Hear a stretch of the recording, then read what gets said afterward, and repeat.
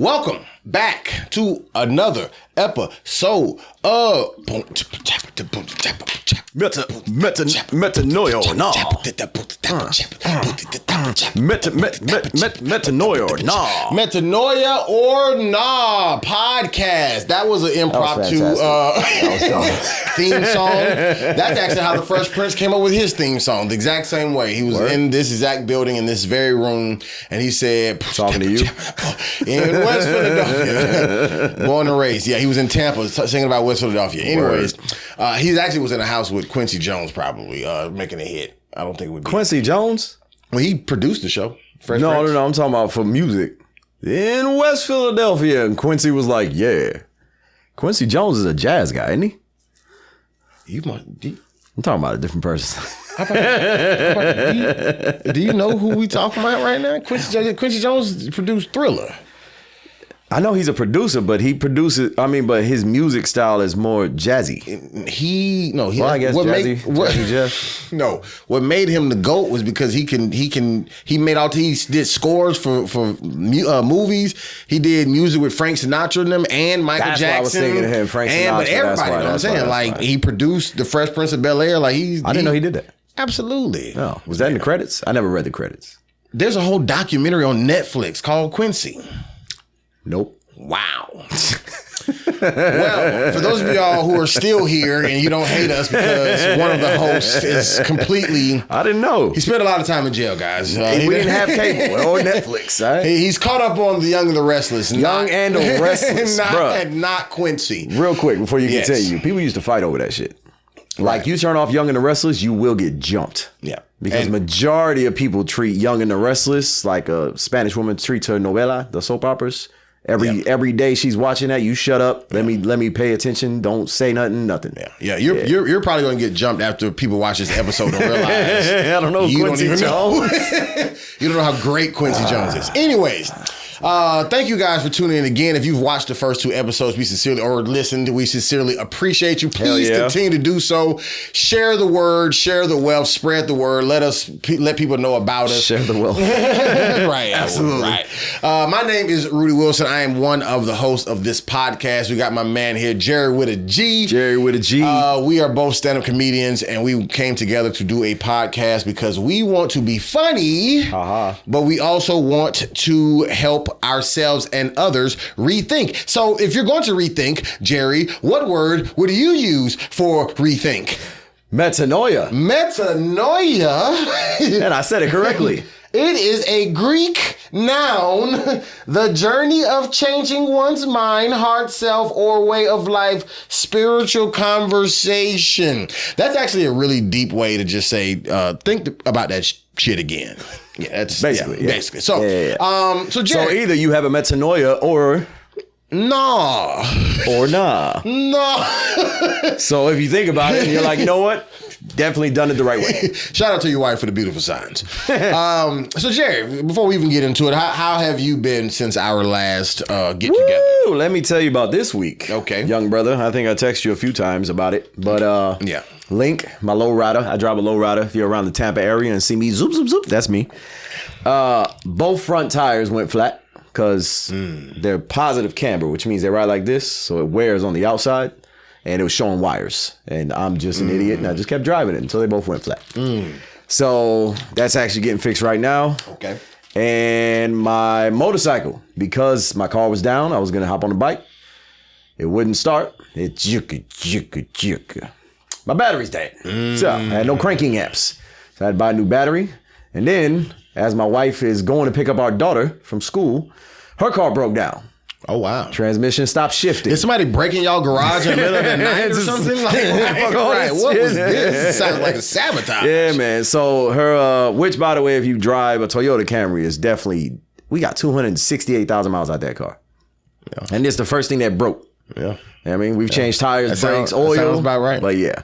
The transmission, I'm a mechanic by trade, so I did my own little diagnostic on it, and it's either a sensor or the torque converter. So it's either a sensor telling it not to be able to shift, or the torque converter is faulty and it's causing a rupture or not a rupture. Can I like tell a you, misconnection. Can I tell you what's sad real quick? Like, What's you're up? using all of these mechanic terms. I was a mechanic in the Army and have no clue. Well, that's because when you were a mechanic in the military, what did you do, Rudy? What did you do when you was a mechanic? What is a twerk converter? Torque. Just somebody up in that. Yeah, so your torque converter isn't twerking anymore. You know, I actually forgot that we was both military mechanics. Your converter doesn't have enough ass. Yeah, Can't twerk anymore. You got to get it replaced. It needs a BBL. You got to convert the twerking. Yeah. Okay, so anyway, it was either that or that or that. And that or that. And all in all, it's going to cost so much. I figured, why not just get a new car? So I went and bought a new car. Yeah, the Camry. That's the Camry out there. Yeah, the new one. Yeah, he bought her a new car, and I've seen only him in it since he got it off the lot. Well, I mean, I bought it yesterday. So, and the link is still down. My bike, it just, you know what I mean? It's charging. I've literally seen only him in it. It's a beautiful car. I'm like, isn't it hers? Like, where? You have 80 vehicles. I had all stuff of them to do, going. man. Yeah, so. I got to buy another car. Yeah. And but just in case. And y'all have bikes, but you just live too far to ride them. So, because if you live. I don't have a bike. I have a motorcycle, but I don't have a bike. But I'm saying, bicycle. but your wife has one big enough for you to ride, is what I'm saying. So, but if you lived you see me in Tampa riding around on a teal bike with handlebar little things that come off the side with the bring bring, because I made it very girly. You must ain't lived in Tampa long. With a do-rag and flip-flops. Bicycles are vehicles in Tampa. So you live like no, I see it, but I'm saying I don't want people to, you know. Man, I done seen dudes on their daughter bike. I'm getting to the stove, man. I need lunch. That's at least an hour 15, bro. That's what I'm saying. But if you lived in Tampa, you could use the bike. You'd be straight. I live in Tampa, right on the border. That's what I'm saying. But you live on the outskirts where it's too far. The road is the road that I take here is a bike lane the whole way here, so I can take the whole bike lane. Yeah, but you ain't gonna make it. Which, by the way, Tampa drivers do better. You motherfuckers, they fixed the road. They put up these little white things on the side, the little if you hit them, you know what I mean, the plastic pieces. Right. There's probably 150 of them that got put up maybe 3 weeks ago, and there's probably 75 left. Because motherfuckers are just taking them out. Speaking of MFers, you told me that you were bleeping out the cuss words when you were editing these videos. No, I said I would try. And then I realized that I cursed so much. I'm like, they're literally all throughout. At this point, I'm going to have to just censor myself. That was so difficult. I tried it, and it lasted about 10 minutes, and then I just gave up. Yeah, because I cursed, and then you were speaking while I was cursing, but what you were saying needed to be in the. You know what I mean? So that's why. So as we upgrade, I'm gonna try to. But as we upgrade, when we record these with an actual soundboard, those different channels. You can edit the audio separately. Right now, there's two different mics, but we're going into the same recorder device versus if we had the sound. So that's one thing. But then two, right? Then two, if we had a producer, they could just timestamp as we're recording in real time. Bro, if we had a producer and a director and an editor, there's and nobody here, by the way, guys. We have 3 cameras, 2 microphones, a lamp, and cameras are a stretch. They're cell phones. 3 cell phones. Fake brick wallpaper. and there's just nobody back here. So this is us, man. This is what you get. Anyways, I've been doing great. Oh, that wasn't it though. So and then my work at my job, I got 1, 2, 3, 4 people, and 3 of them were doing great. I'm a CDL instructor that we talked about last time. One of them started crying. And one of the instructors? No. Oh, I'm the only instructor. One of the students. Oh. And I saw her in the truck telling herself, "You're such a dumbass," like reading her lips. "You're such a dumbass. You know what?" And so I went in there. I was like, "Yo, first of all, don't talk about yourself like that because you breed negativity if you talk about yourself in a negative way, right?" And then she started crying more. And I was like, "It's okay that you're crying." And she stuck her hand out, and I grabbed her hand, and I'm talking to her, and she's just tearing. And then by the end of the day, she said, "I feel so much better. Thank you for being there for me, blah, blah, blah," right? Nobody's ever there for me. Right. I was like, "Okay, you're welcome." The next day, she didn't show up. So I was like, "Oh, maybe what I said and what she said, she didn't mean. I thought she just quit." Okay. And then the next day she showed up, which was Friday, the last day of the week. And she told me, "Yeah, I didn't show up yesterday because I was sick." That's cool, but you ain't tell nobody. Okay. "Well, I told the office." "They didn't tell you?" "No, absolutely not." "Well, I still don't feel good today, so I might go home." And to top it all off, she's not a very good driver. Okay. So all the other students doing great. She was doing terrible, and it made me have a bad week because I hate when my students are not doing good. So. Cars broke down and the student is failing. Oh, okay. Because I was getting ready to say, as a CDL instructor, I'm going to need you to let me know, where is this going? It just bothers me when I can't make people better, man. I'm behind the wheel now. Where are we going with this? Okay, gotcha. She made you have a bad week because she, on top of all the other stuff. So this is the highlight of my week. I got you. Understood. How about you? Okay. How was your week? Well, didn't have any students that let me down. I actually did my podcast class that I teach for the middle school and high school students out there in Pasco County. We have 2 classes left because it ends once they get out of school. So, they're integrated. They do what now? They're together. You teach middle school and high school together? Yeah. First of all, in America, you can't just use words like integrated and think we're going to think about the actual definition of it. I'm thinking to myself, what year do you think this is? Yes, they're integrated. Right. Yes, the middle, it's middle school and high school. Yeah, all in one class. Black and white. Yeah, black and white, right. Got it. Actually, a lot of the kids are mixed, black and white. White mamas. A lot of swirling out there in Pasco County. But it actually is white mamas and black dads, actually. Yeah, hell yeah. It's usually how it goes. Yeah, it actually is. My dad's actually the white one. Well, he's Puerto Rican, but he's definitely a white Puerto Rican. Okay. Yeah. Well, both my parents are Negroes. But I didn't mean to say we have to. That was class, the second to last class, and then on not this coming Wednesday, but the following Wednesday, the last Wednesday of this month will be the last class. And I told them we're gonna actually do like a podcast production. I'm actually steal these tripods and this light and a couple of things in here, and I'm gonna, just bring it back. Just bring it back. Set it all up and let them and let us do like one big episode. It'll probably only be like a few minutes, and then we'll go through, edit together. We'll do the whole 9, and then we'll just kind of just celebrate, eat cupcakes. Does that count as a credit for the high schoolers? Like the class? This has nothing to do with school now. This is just an after school. This ain't even affiliated technically with the school. It's almost like if you went to the Boys and Girls Club after school type thing. Yeah. So, but this program, they already be doing like dance classes, music classes, acting classes. This particular time they want to do podcasts.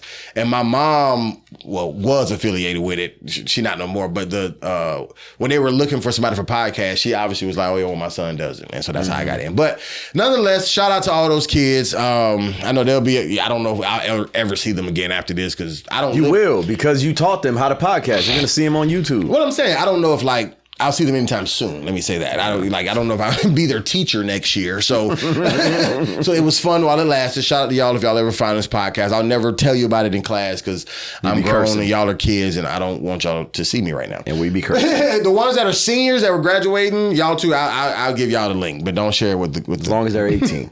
Oh, they are. Okay. Yeah. You got any 20-year-old seniors? No. What was the cutoff age for school when you was going to school? I think it was like 22. I don't know because nobody at my school. I went to school with old niggas when I was in college, not in high school. Like when I was in college as a freshman, I went to Edward Waters College in Jacksonville. I call that the original Last Chance University.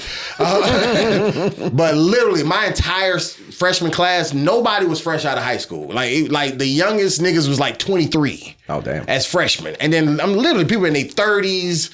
Like I had grandmas in my class. Like it literally is one. It because at the time they would accept anybody. You feel what I'm saying? And so I was 17 when I first went to college. So you was one of the youngest. I was the youngest. You were rare. I was the youngest. Yeah. So it was maybe like another 5 or so guys that actually came out of high school. And we all came for football. There was everybody else was like 2 or 3 people that was 21 in your high school. In my high school, yeah. Oh, yeah. And they weren't seniors. They were juniors. Jesus. The reason I say I think it was 23 or 22 is because they said if I don't make it this year, there's no point. I can't go to senior year. I never really knew that was a thing until I saw the movie ATL and they was teasing. Word? They was I'm saying because I never like thought of if somebody. I went to a different high school. But I'm about to say if somebody at my school actually was too old to be there, they played it off well. So the high school I went to in Bridgeport it's called Central High School. And if you go outside the back of Central High School, right across the street is a prison. Oh, well, yeah. Right across the street. But that makes sense. Yeah. Yeah, they was like, you had a choice. You red pill, blue pill, nigga. You 22. I actually took people there, and because it's the back of the building, you don't get a lot of windows and shit, right? So when you look at the back of the building, it looks more like a prison than the actual prison.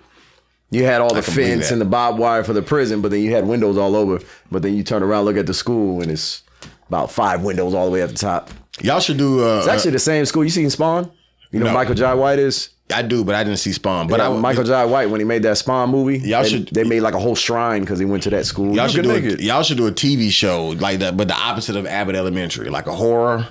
Because that sounds terrifying. Like Abbott Elementary, like they use comedy to show like the woes of the Philadelphia school system. But to say, yeah, my school looked more like the prison than the prison was in front of the school. It was like we had to stare at it, but the prisoners were looking at us with sorrow. They was like, look at that school. Right. I would never want to go there. I'm glad I'm locked up and not in school.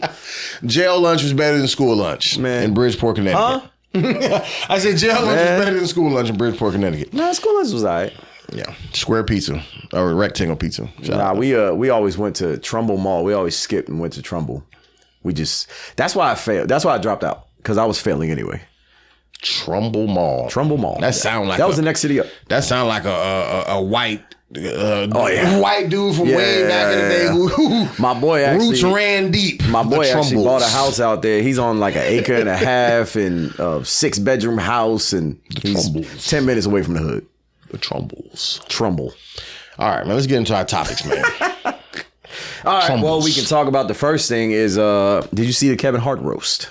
Oh. Did you watch it in its entirety? I watched it live, actually. I watched it in real time in its entirety. I was about 30 minutes behind. Okay. But I watched it the same day. Yeah, I mean, I guess real quick, my take, I definitely was not expecting so much, I guess, backlash when it came down to like how people felt about the jokes. And I guess I didn't, because roasts and stuff have happened for years or decades or whatever. And they're always pretty ruthless. So I didn't realize that this would be the one that everybody would be like, you know what I'm saying? Like the Tom Brady roast was just been that way. Like I didn't know. But in my personal opinion, I thought it was okay. I thought certain people did well. Certain people, did okay. For me, I've always just enjoyed, let's just say I've always enjoyed DC Young Fly's style of roasting over Goofy. over even like a Jeff Ross. And what I mean by that is not that I think that DC's funnier than Jeff Ross. I'm saying on the spot, like I didn't even know you was gonna be here. I'm looking at you right now. Boom. Look at those shoes, whatever, versus, because I've done the roast where you gotta check the person's Instagram, you gotta write all this dark shit. And that's, you know what I'm saying? And hear me clearly, I get it, I understand why people like it, you get to say the racist stuff and the whatever, but for me, my preference is just on the spot, like you said something about me, I say something about you, and then that's the best roast. That's it. That's why I use those two people. It wasn't about them specifically. I'm just giving an example. Have you seen styles? I think it's All Def Digital. Roast me. The roast. Yeah, the roast me. Yeah, that's where I know David Lucas. That's what I would rather watch. Yeah, most people know David Lucas from Kill Tony. I knew him from roast me. Yeah. Right. Then I saw him on Kill Tony. I was like, hey, that's that guy from All Def. Yeah, but there's another one there. Craig, I think is his name. What's his last name? Craig something. That motherfucker. Craig Schmaff. He is hilarious. You got Craig, you got CP. Yeah. Actually, Ron White, the guy that just won the Netflix Funny AF. Ron Taylor, Ron White. He's Ron White, right? Ron Taylor. It's a totally different demographic. He drinks whiskey. That's different. But yeah, he was on there too. That's the first time I saw him. So I thought when he got on Netflix Funny AF was, I thought it was for up and coming comedian. I thought he was already up. Well, quite a few of them on there have his level of celebrity.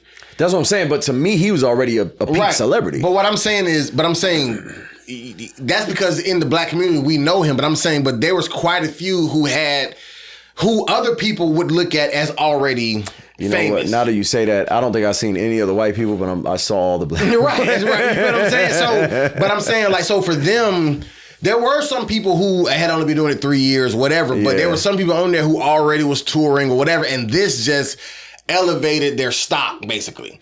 Because even to get on stuff like that, like you know, like you probably have like an in with somebody, like to know that they're casting for it, or your agent or manager is like, yo, Netflix reached out, they want to know if you want to do whatever, because you're already doing something. You feel what I'm saying? Right. But now. But Ron still didn't have the popularity or whatever to get a Netflix 1 hour special. So it's like, okay, he won it now, connect with Kevin Hart and this funny AF thing, and then now I've even seen flyers from him. What's the funny guy?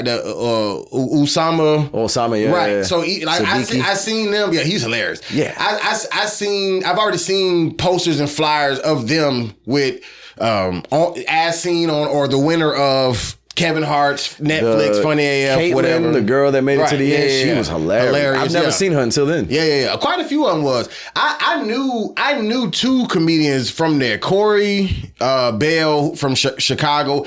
I don't know her, but we've ran across each other, and we did a show together in Miami, a couple of shows in Miami together, and then but Winston Hodges. He's funny too. I know him from DC. Really? Yeah. I never seen him before, but he was funny. I actually know him. We wasn't like homeboys, but I'm saying like if I literally saw him right now, like, I would say Winston, he would say Rudy. I'm saying that type of I got you. Whatever. So when I seen him on there, I was like, oh man, like I didn't realize Winston was still out here. I haven't thought about him in a while, and then he did great on the show. So he did fantastic. But back to the roast. I don't know how we got. So all those. I was gonna say all those comedians actually went to the roast too. I actually thought that they was. I don't know why I was this naive, but man, what if they let up Ron go up there and tell some jokes because he won Funny AF. Yeah. And then somebody else said, well, why would they let him do that? It's supposed to be intimate between friends. And I was like, yeah, but then Cat Williams came up there.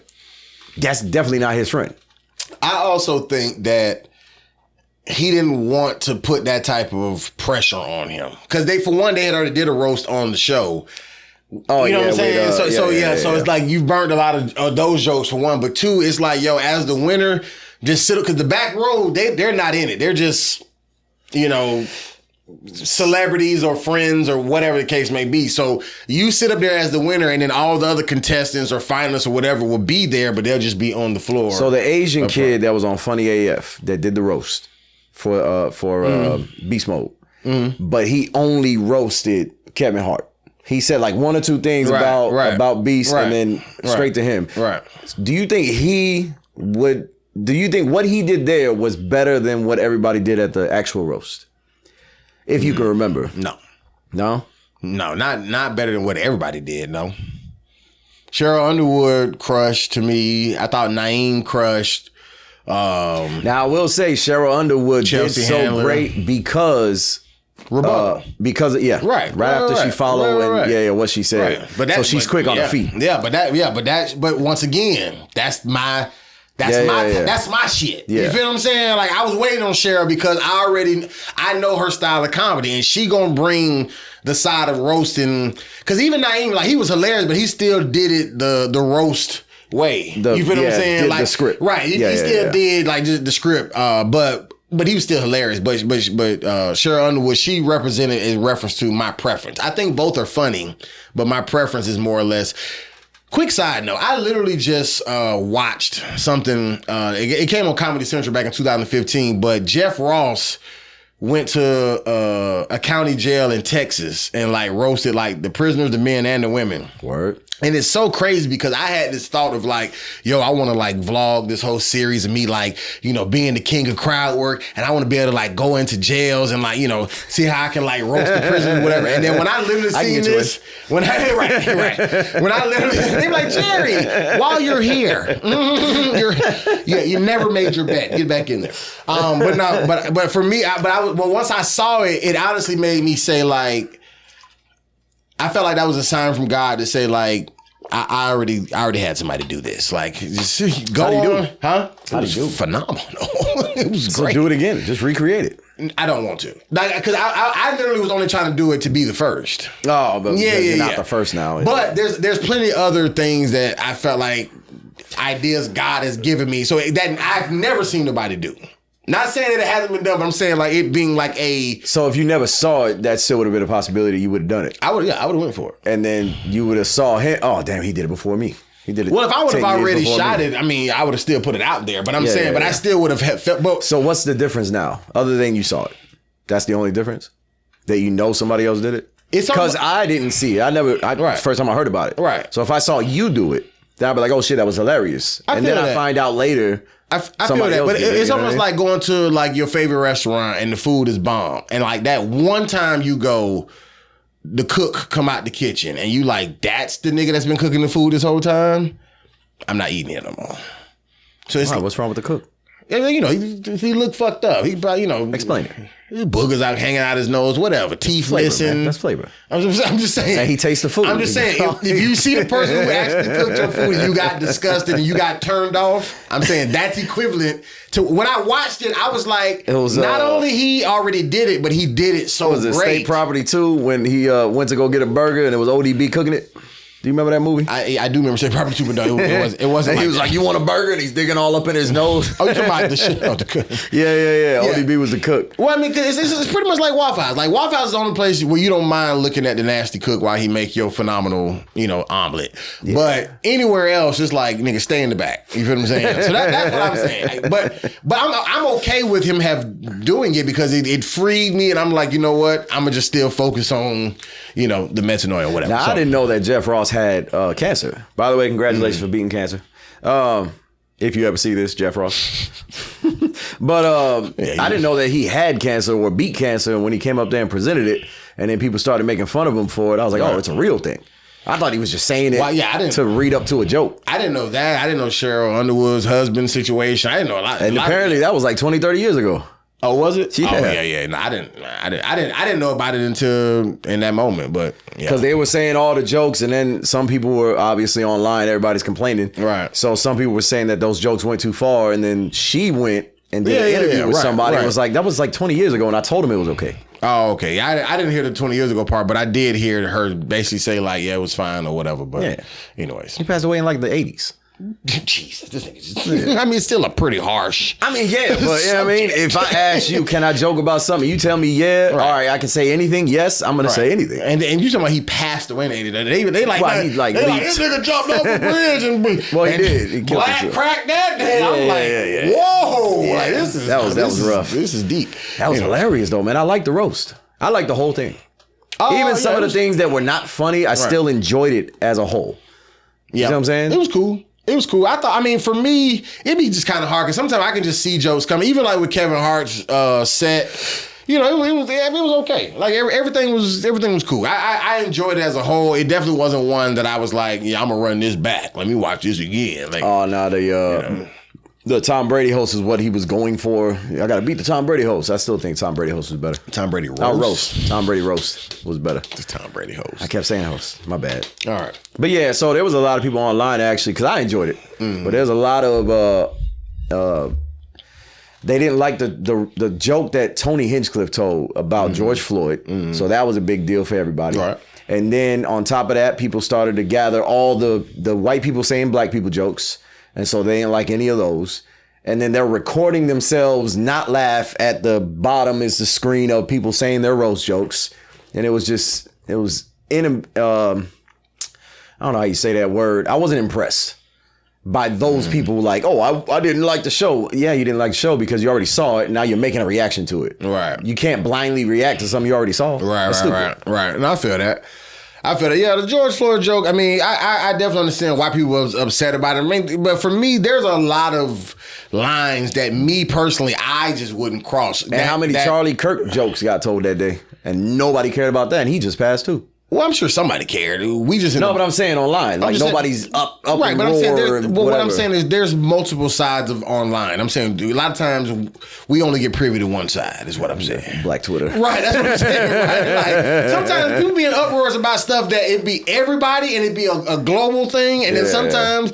Like, it be stuff we be arguing about on the black side, and white people be like, what? That's been an issue this entire time? Like, yes.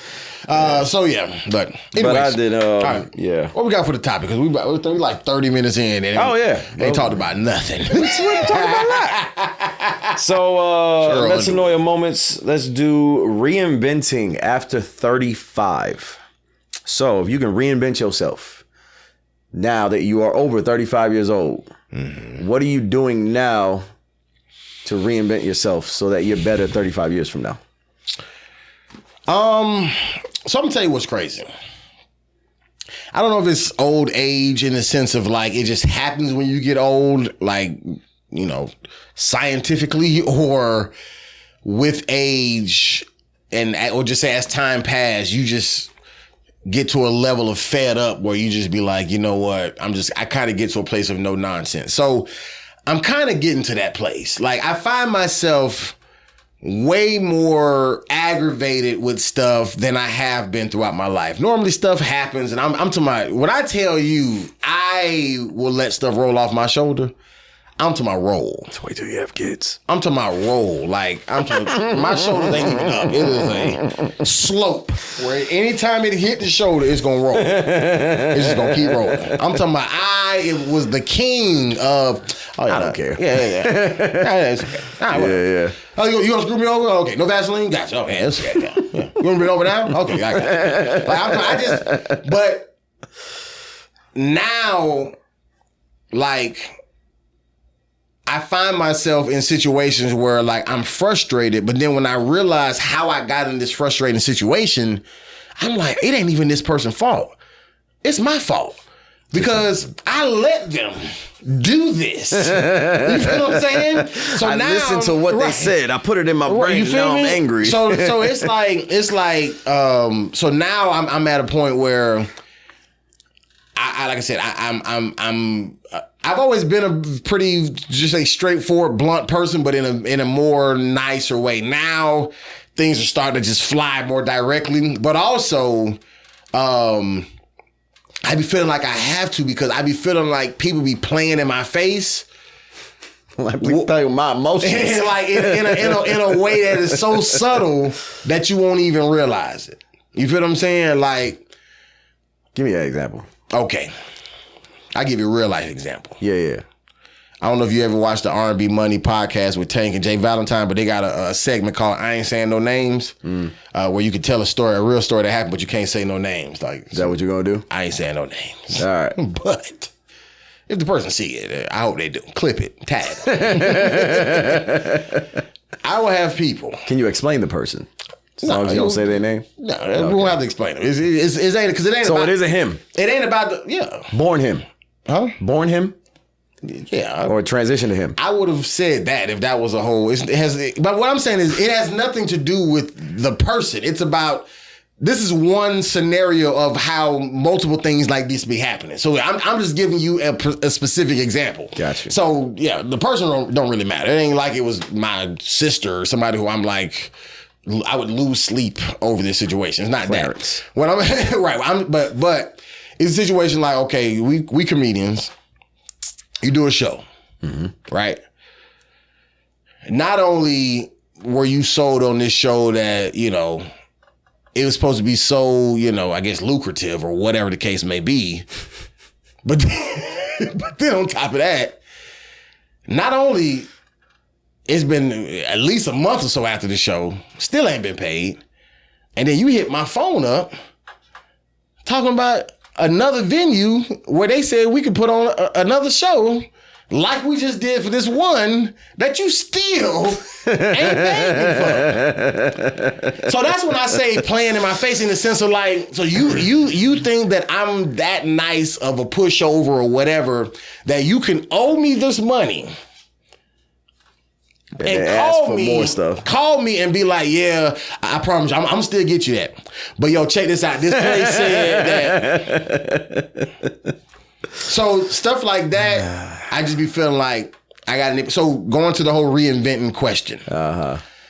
I don't know if this is me reinventing myself intentionally or it's like I said, it's happening with old age or because once again, I was the king of just letting it roll off. I would be like, yeah, he owe me money, but it's okay. I'm sure he eventually give it to me after we do this show. Maybe I'll just get double. And now it's like, bro, don't ever. We need to, until we conclude the first conversation about that Cash App transaction or whatever's supposed to happen, don't talk to me about nothing else. So in closing, for me, what I feel like is definitely changing for me at 36, going on 37, is no nonsense. But there also has to be a balance, because sometimes, especially with my wife, I feel myself being short with her, and not that she's not doing anything. She may be doing something worthy of me being short with her, but I still can't talk to her the same way I do, just say, a comedian trying me about money. You feel what I'm saying? So there is a balance that I'm still trying to figure out, while I'm also adjusting to being this person that I'm not normally am. Because my dad is a very calm person. My mom is a very direct person. And I feel like I'm transitioning from daddy's boy to mama's boy. And I be on people's ass about it. Do you think that's necessarily a bad thing or a good thing, though? Because if you're somebody that's always, let's quote unquote, been a pushover, right, for majority of your life, but now you're not, right, that's not necessarily a bad thing in my eyes, right? How do you see that? I was gonna say, I think with balance, it's a good thing, because for one, like I said, you have to know how to do it with different people. Pause. Like you cannot handle business and handle home life the same. Mm-hmm. But I'm gonna tell you a revelation or an analogy, whatever you want to call it. That was a big but. That God gave me a while ago. It freed me, Jerry. I just wasn't ready to be this person yet, but I think I am now. Check me out. In religion, Christianity, whatever like that, they use the term like body of Christ, where like we're all the body. Everybody's part of this one body. God is the head, obviously. Everybody. So everybody has a role. Just like in your human body, you have fingers play a role, legs play a role. Same thing in a team, even outside of just say religion. You got, in a team sport, y'all are a group, a body. You got the quarterback, you got the whatever. Everybody plays a role. And anything, you can use the body terminology and say this person is the head, this person is the heartbeat, this person is the backbone, this person. You use body terminology. The booty.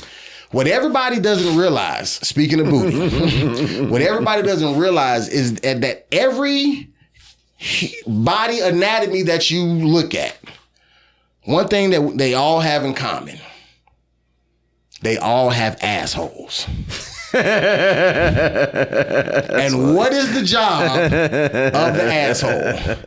To get all the shit, all the bullshit out of the body. And what I realize is that if not me, you need somebody on your team that while you're the head, they're the asshole. Because they gonna make sure any waste that ain't supposed to stay in the body, get it out. And I feel like I may be reinventing myself from becoming. I thought I wanted to be the head, maybe even the asshole. But I think I may be called to be the asshole. Because if not, there's a lot of waste, a lot of wasted people, a lot of wasted effort, a lot of wasted money. A lot of that exists when you don't have somebody or protocol in order to make sure people operate a certain way. When you go to a class and there's a teacher that just let y'all run wild or whatever, you're gonna do it. But if you got a teacher that's like, sit down, close your mouth, open your book, whatever, you already know when you go to Miss such and such class, we can't play in there. But over here, that's when we gonna get on the phone and whatever. Same thing. So that's gonna be from moving on now, you want to be the asshole. I don't know if I want to be. You're probably going to be. I feel myself the same way I became lactose intolerant out of nowhere. It's just gonna happen. I feel like it's happening. But I'm also praying about, once again, the balance, because I don't want to ruin the relationship with my wife because I'm trying to be stern with her in the sense of getting the bullshit out of our marriage, but I don't want to come at her the same way I may come at somebody else. Is what I'm getting at. So that's why I feel like with balance is okay, but you don't want to be so hard on everybody that you're just damaging people. You're just cutting them deep. You know what I'm saying? You're so stupid. Why you don't want to be that. But at the same time, it's like, don't you ever call my phone again about another opportunity if you still ain't even, because you playing with me at this point. We got a good enough relationship where you can owe me the money. I'm cool with that. But don't call trying to make more money if you ain't even pay. You think I trust you to get? I really think we're finna get paid from this. You still ain't even pay me from this. It's been over a month. I got you. And everybody else got paid, by the way. Let's talk about that. Everybody else got paid? He was on the show. Everybody else got paid. I thought it was 2 of y'all that didn't get paid yet. Because I knew exactly who you was talking about as soon as you started talking. I knew you was going to know that when I said it. But I'm saying, but for me, I don't know. Well, I don't know if the second person got paid. Honestly. I'll find out soon. I got to show. Well, on my end, because I was an asshole when I was younger. And then I'm starting to be a little bit more of a pushover, I guess you call it. I let shit roll off the shoulder now. Because when I was an asshole, I was to the extent of the reason I got locked up and shit. You know what I'm saying? Right. I was to the extent of I don't care about life. But now, because I'm married with kids, they're more important and I need to be here for them. I feel obviously you can't control everything. You know, if you die, you die. Everybody's going to die. But if I can help it, to where somebody's being mean or saying something to me and I could just, you know what, let me just, whatever, doesn't matter. And then walk away from that scenario or walk away from that situation, even the better. So that's something I've been trying to do actually since about 35, since I met Rowan. When I first met her, I was very heavy into drinking. I'm 7.5 years sober. All right. Pew, pew. I don't know why No, not pew, pew. I'm doing guns. But so when I met her, what was it? So I'm 42 now. So yeah, about 36 when I quit.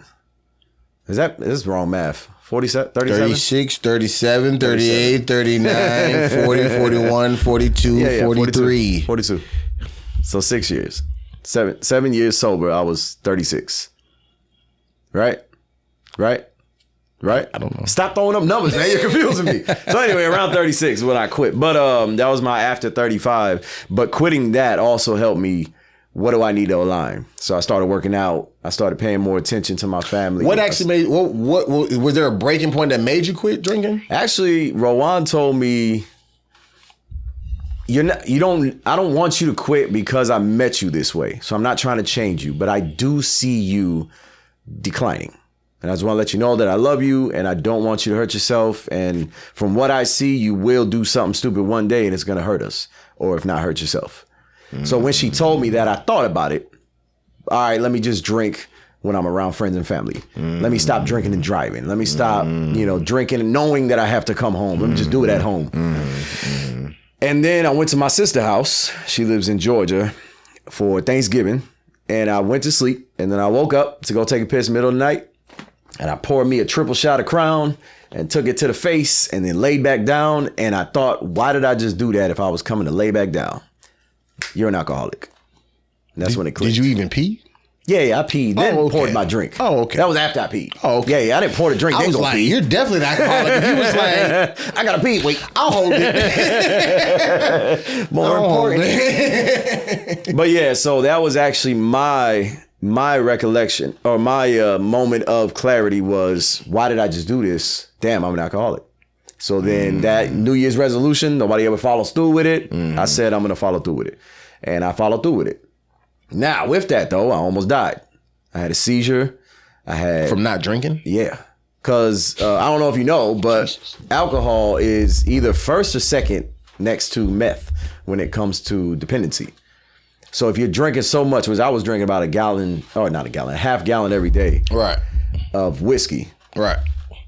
You okay? I think I'm drunk. Your drunk listening to the story. You know? So when I was drinking about a half gallon a day, I actually stopped completely cold turkey. And when I went to the hospital because I felt sick, and I had felt this before a couple years prior too, and I had walking pneumonia. And before I went to the doctor, I actually had somebody at work told me, you look like shit. Let me take your temperature and all that. We need to take you to the doctor. I was going to drive. She was like, no, I'm taking you. You're like borderline dead, like your temperature. So whatever. So when I went there, they told me they had walking pneumonia. So at this time, I'm thinking, I got the same thing, walking pneumonia. Right. So I go to the doctor, ended up having a seizure, going into a coma for a couple hours. And what the doctor told me was, did anything drastic happen in the last whatever? And I was like, yeah, I quit drinking on New Year's. Well, how much were you drinking? And I told him. He was like, well, that's a lot. So when did you quit? I said, that day. And you haven't had a drink since? No. He said, oh, well, your body's going into shock because your body's used to it. On top of that, I was smoking cigarettes too, and I quit smoking cigarettes at the same time. He said, your body's in shock because you're dependent on it. Your body didn't know what to do. It just shut down. He said, if you ever pick up another drink, hopefully you don't, but if you ever pick up another drink and you want to quit again, Go from 5 to 4 drinks, then 4 to 3, and just wind yourself down. Don't ever quit cold turkey. You're not gonna make it. So if I was at home and I just said, fuck it, I'm just sick, and I went to sleep, I would have died. I wouldn't be here right now. All from alcohol. Yeah. So you should, right now in the edit, you should play "Blame It on the Alcohol." Blame it on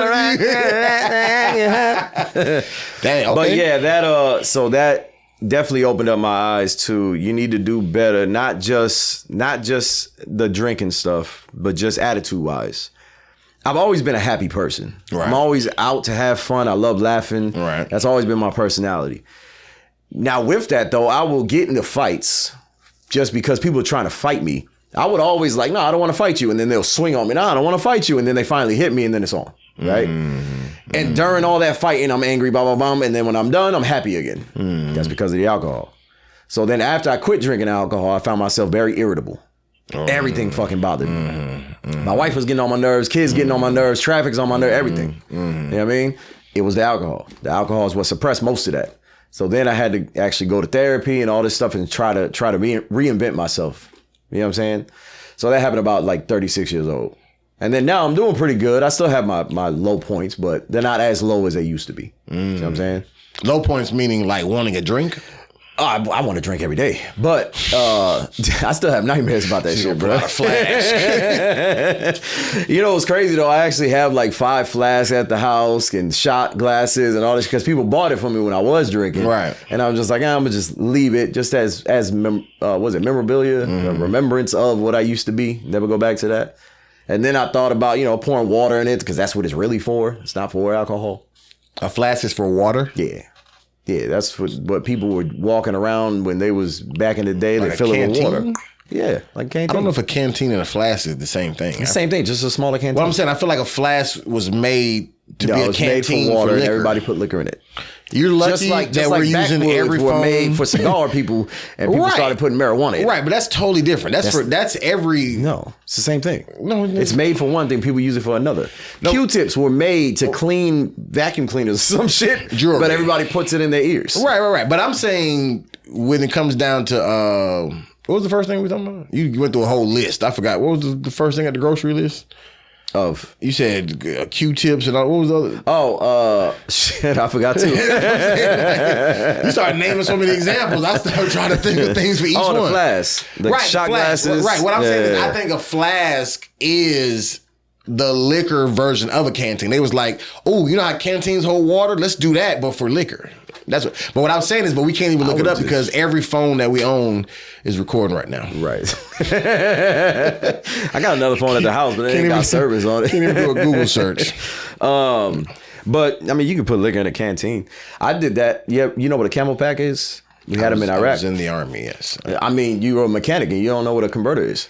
Right, but I know what a Camelback is. It had water in it. Mine had alcohol in it. Well, I'm saying when I was in Iraq, I know the water source. Yeah, so you can put whatever you want to in it. Right, you can put, but it was made for water. Right, you can put liquor in anything. But I'm saying I think the canteen is I mean, I think the flask is the canteen for liquor. When we cut this off, I'm gonna do a search and make a separate video. You can plug it in. But that was what's the other thing? We run out of time. We in 50 minutes already. Damn. Talking a lot. The last one was the myth of having it figured out. I like this one.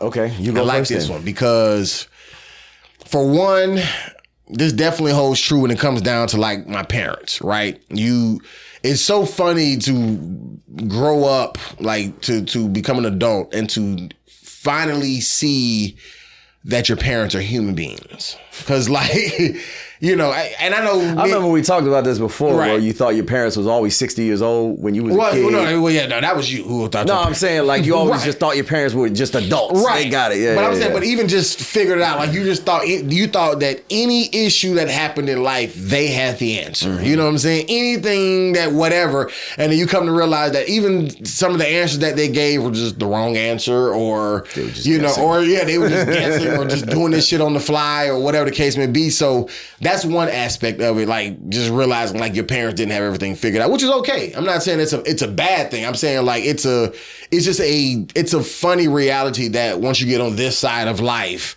you just finally realize. But even to myself or for myself, when it comes down to think you have everything figured out, once I hit like probably about late 20s, early 30s, that is when I discovered that anyone from the age, just say of about 18 to 25, you're the most dangerous person walking the earth. Why you say that?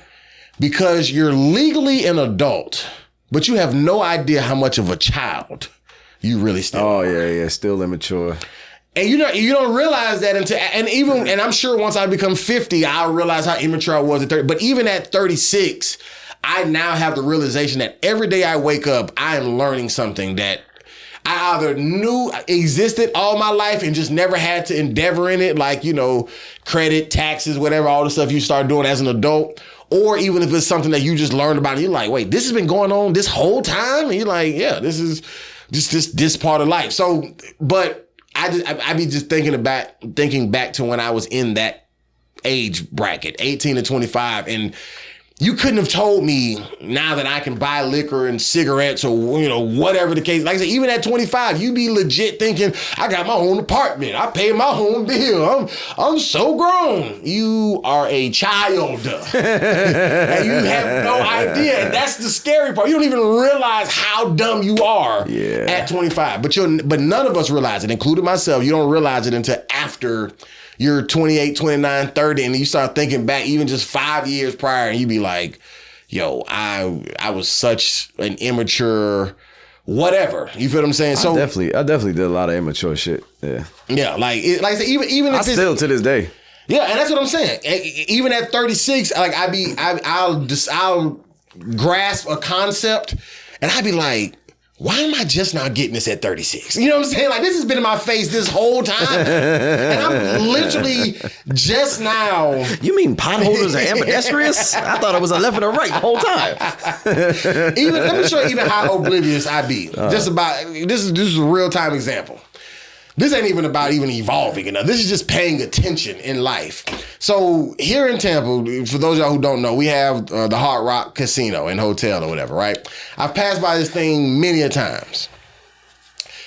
I forgot what reason, but me and my wife, we were at the light where Orient Road, which is the road that the county jail is on, where the Orient Road and Hillsborough Avenue meets. Mm-hmm.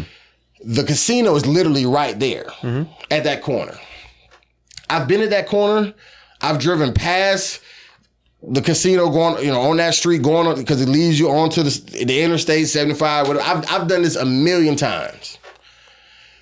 It wasn't until it was either yesterday or the day before we was on Orient Road looking at Hillsborough, and I was looking at the street sign, and I said, the casino is on Hillsborough? You didn't notice? This whole time. I was thinking to myself, how did I not?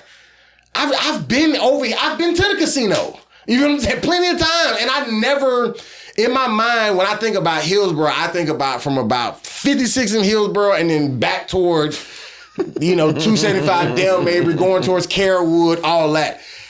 But I'm the point I'm making is that is how oblivious I've been to certain things in life that it's always been in your face. Yeah, some people may have even learned it at 23, 25, whatever. But I'm at 36 and I'm just now like light bulb, ding, just now turning on. And I'm like, oh, like, and so for me, like I am, even though I know I'm still figuring stuff out, I'm very aware that I don't have it all figured out and haven't had it all figured out this entire time. So, I'm very aware of my surroundings, and that's one of my positive traits. Okay. Like, I'm one of those people that when I go into a building, that's an exit, that person's wearing a yellow hat, that guy got a red shirt, whatever, right? It took me 5 times being in the Tampa airport to notice that there's a big ass fucking flamingo in the middle of the goddamn airport. Did you notice? I didn't notice it. I thought it was tree trunks. And then one day my wife was talking, she was like, yeah, blah, blah, blah, the flamingo, for what we was talking about. The flamingo, yeah, just like the one in the Tampa airport. There's no flamingo in the Tampa airport. She pulled up a picture. Oh, damn, there's a flamingo in the Tampa airport. Big as day. I don't know why I thought that was a tree. Not a real tree, but like a, right. Just like a tree made out of license plates or something. I didn't know. A flamingo? Right. Yeah, but that'd be the type of stuff that I'd be noticing, like the dumb stuff that don't really have no value. And then Hillsborough Avenue or whatever that I just been driving up and down this whole time. I can tell you everybody that looked like a terrorist in that place. Right. I can tell you how many workers was there, but that flamingo just eluded me, bro. Yeah, it happens. But what is yours though in reference to or your example of think you had it figured out or you? Right before I met Rowan, I thought this is gonna be my life. This is gonna be it. Rowan saved your life. No, my next move. This nigga's whole breaking point in life always starts with. When I met my wife. Yeah. So my goal. Well, before I met her, my goal 35, no kids. I'm going to the mountains and I'm gonna live off the grid. Okay, that was where I was at in life. Okay, until I met her. So when I met her, I was still like, all right, when I hit 35, if it don't work out with her, no kids, I'm going to the mountains. Okay. Right? That was still my plan. Okay. And then she gave me that 180, pretty much turned my life around about, there's a lot more to life than just me. You know what I'm saying? It's not just about me having fun and just enjoying myself. I'm a presence to other people. Whether I see it or not, they might see it as negative or positive, but I'm here for a reason for other people, not just for me. Right. You know what I'm saying? So I don't have to go to the woods and live by myself. Right. The bears. And, would you rather be in the bear or with a guy in the woods? Remember that stupid thing? Did you ever hear about that? Would you rather have a woman be in the woods with a bear or a man? And all the women are like, a bear, because a man's not going to, or bear's just going to be chilling and a man's going to try to assault me and that. You never heard that dumb shit? Man, that went on for like 3 years. That was so annoying. Anyway, so yeah, I was headed to the woods. Not to mess with women, but headed to the woods, be by myself. To mess with the bear. Yeah, to mess with the bear. Yogi! But yeah, that was when I figured I didn't have it, or realized that I didn't have it all figured out. It was when I met her. Yeah, I'm figuring that out that as well because I'm telling you, like every time you talk about a major pivot in your life, it's like, so yeah, when because there was times where I was doing good financially, I had my head on straight, I had a good job, and then right back downhill. Since I've met Rowan, I haven't had a downhill. I've lost a job for like a year, right, and we were still okay. Because of her, I saved enough to where we were good. Is it because of just say like a level of accountability that she holds you to, or is it because like just say you have somebody that you don't want to let down? No. So she told me you are much more than what you take yourself as. So I always thought I was just this goofy motherfucker that, I drink all the time. I'm funny. I laugh. I do dumb shit in the streets. That was just me. That was my personality. Right. And she was like, you realize when you're in a group setting, she told me this. I ain't know this. Right. When you're in a group setting and people are talking and then you start talking, everybody shuts up and looks at you and listens to what you're saying because they appreciate and they take from you. And I was like, no, I don't know what you're talking about. Right. People don't do that. Right. So I tested it. Sure enough, it was happening. I was like, oh. So that's what made me realize, like, I'm here, people listen to me when I speak because I have good insight on some stuff. Sometimes I say dumb shit, obviously, but I do have good insight on stuff and people actually take my advice when I give it to them. Not because I know what I'm doing or I know better than them, but just my life experience. I've been, an adult, quote unquote, since I was a kid because I had to live this adult life as a kid up until now, meaning the rough stuff of being an adult, not like paying bills and shit like that. You know what I mean? So when she told me that, I thought to myself, all right, if she's telling me this and continues to tell me stuff, it has to be true because she was right about that. About when you start talking, people listen because you have insightful shit to say. You know what I mean? I don't think that she'll ever leave me. I don't think that I have to do this or I'm going to lose her. I never think that. But because she told me you're better than what you think you are, that just holds dear to my heart. Yeah. I ain't gonna lie to you. You lost me? I didn't hear the shit you just said. Yeah, so honestly, I think she lied. I checked out 20 minutes ago. But to sum it all up, but yeah, I haven't really had a down moment since I met her. And the only thing that I could put it to is her being there. I feel that. I mean, listen. Some people it's their kids, some people it's their career, some people it's their wife. Like if you have even, with Adam and Eve, though they, everybody think about the big mistake they made, but Adam was on this earth by himself, for people who believe in the Bible, and then God gave him animals, then gave him Eve. So what I'm saying is, like, dogs are good. Right. So what I'm saying is, like, it is nothing wrong with just say, like, a man realizing that, oh, now that I have this woman, I can better myself or whatever. Once again, yeah, they ate the fruit, but they still, they still got shit done. Together. They still got shit done. Yeah. You know what I'm saying? Sometimes you got to fuck up together, but you get it right together as well, but you do it together is my point. A lot of times with relationships, there's no unity. And with y'all, there you could tell there's a level of unity, and the government don't know nothing about it. You know what I'm saying? So that's an even, yes. That's an even, more important. But that doesn't mean that everybody has or the need for somebody else too. Some people do it better on their own. So that's what socks are for. Maybe relationship wise, but I don't know if just completely alone. Everybody needs help. We need somebody. No, I'm not talking about completely alone. I'm talking about relationship. Right. Yeah. I mean, there's a lot of people out there that, I love being by myself, never having human interaction, and then when they have human interaction, they don't know how to act.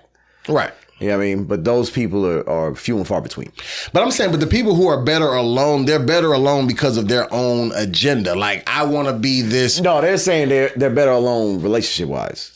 Right. I want to be the king of my castle, whether I'm a man or woman. I want to be the king of this castle. Right, that's what I'm saying. That's what I'm saying. They're better alone because of their own agenda. Whether it's, I work so hard so I don't have time to dedicate to a relationship, or I want to be in control of my house, or I want to be able to do it. Whatever the case, because as we both know, with relationship, it comes the sacrifice. It comes the becoming one, and you can't just be about you. But for people who want to be just about them, that's the people who the relationships don't work for.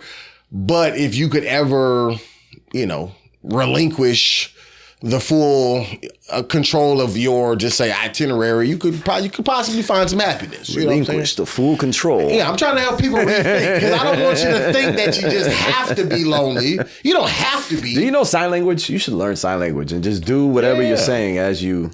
I know sign language. Yeah. Like, not the whole language, but I know signs. Like 3. I know signs. I know as much sign language as I know Spanish. So like 3 words. All the bad words. The numbers. 3 good words. The numbers, the greetings. Man, so that was a good episode. Yeah. We can cut it there, man. We can cut it there. We're producing this in front of you guys. We don't have anybody behind the scenes to tell us to wrap it up. Wrap it up. Yeah. Well, thank y'all for tuning in to another episode of Metanoia or Nah. I hope you are rethinking your own situations. Put in the comments, what is a pivotal moment in your life where you felt like you were reinventing yourself, or something where you thought you had it all figured out and you realized that you didn't. Put all that type of stuff in the comments, or DM us, or if mom texts me, because I know you're watching. You don't have to do all that. Yeah, your mom be watching this? Oh, yeah. She watches everything. Watch my cursing then. She already knows you're a piece of shit. Thanks. Look at this car. That's why his tires are flat. Your mom cool, man. Since day one, since I met her, she's like spirit. She's very spirited. Yeah. She's cool as shit. But she told me she didn't like you. And she's the one who went into your garage and dismantled all the vehicles. She didn't want you to be at this episode today. She thought you couldn't afford. Damn, I thought I did the right thing. She thought you couldn't afford another Camry, so jokes on her. But shout out to y'all. Thank y'all seriously. Please keep supporting us if you like us. Good God, I keep hitting this. Please support us if you do like us. If you don't like us, it's fine. We don't have to force it. But support us anyway if you don't like us. Share the episode before you leave for good. Share everybody and tell us how much you don't like us. Right, yeah. Look at these idiots. Yeah, look, watch this entirety video. Watch this entirety. However you say that. All interactions are good interactions. Even bad comments are still good comments. We won't read them and feed into them. We'll just use it so the algorithm helps push us. I'm going to read it. So thank y'all. Please like, comment, subscribe. And share. Why do you always forget share? Well, I haven't forgot. You just always forget to let me finish. Pause. So please like, comment, subscribe. When it comes down to, first of all, Like, comment, share, subscribe. First of all, I literally just got done telling people who didn't even like it to share before they left for good. But you said it weird. So don't be telling me that I didn't say share, number one. Like, comment, share, subscribe. Everybody says it that way. Cher, the singer, got mentioned. You want to be different. Cher, the singer. We believe in love. Ain't that her? Love. Is that Cher? I think that's Cher. Anyways. I believe that's Cher. I don't know all the words to that. So if you believe in love after love, please share. But what I was saying was this page is Metanoia or nah when it comes down to YouTube as well as Spotify and all places that you find your podcast as far as the audio. But then also, please like, comment, and subscribe to our individual pages. His is Jerry with a G Comedy. Mine's is Rudy of All Trades. And share all of this shit. Thank you. See? Rudy of All Trades, Jerry with a G, and Metanoia or nah. Jerry with a G Comedy and Metanoia or nah. We'll see y'all next week. Deuces. Or nah. Or nah.